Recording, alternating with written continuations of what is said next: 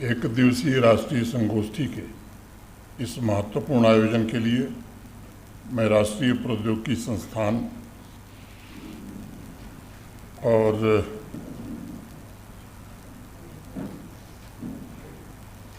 उनके साथ जो आयोजन में जुड़े हैं उनको बहुत बधाई देता हूं और इस कार्यक्रम में भाग ले रहे सभी सम्मानित विद्वानों का अभिनंदन करता हूं।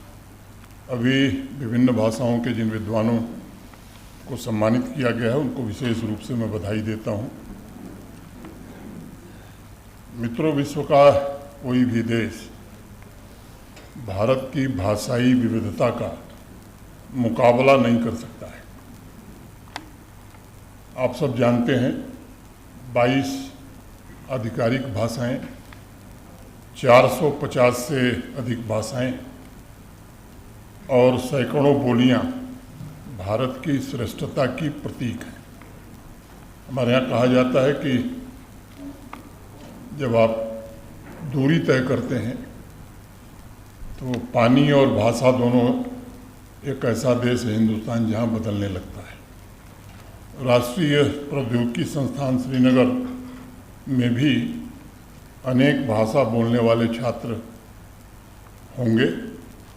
उन सभी के बीच अलग अलग संस्कृति विचारों का आदान प्रदान भी होता होगा, लेकिन अगर हम विचार करें तो चेतना के तल पर मुझे लगता है कि सभी एक ही होंगे।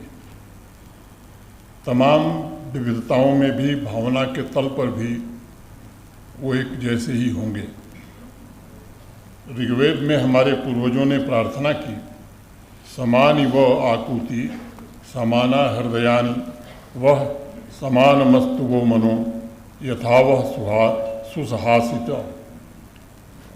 अर्थात हमारे संकल्प एक समान हों, हृदय एक जैसे हों, विचार भी सुसंगत हों, ताकि हम सब मिल करके आसानी से संगठित हो सकें। इस अवसर पर मैं आप सबका आह्वान करना चाहूँगा कि तमाम विविधताओं के बावजूद हमें एक साझा उद्देश्य और हृदय में राष्ट्र निर्माण के प्रति समान भावना और एक ही सोच के साथ आगे बढ़ने की आवश्यकता है। हमें हिंदी दिवस और हिंदी पखवाड़े के मर्म को भी समझना चाहिए। इसका प्राथमिक उद्देश्य है कि विविधता के बीच हिंदी एक आवश्यक ब्रिज के रूप में, सेतु के रूप में काम करते हुए विभिन्न भाषाई पृष्ठभूमि के लोगों को आपस में जोड़ सके।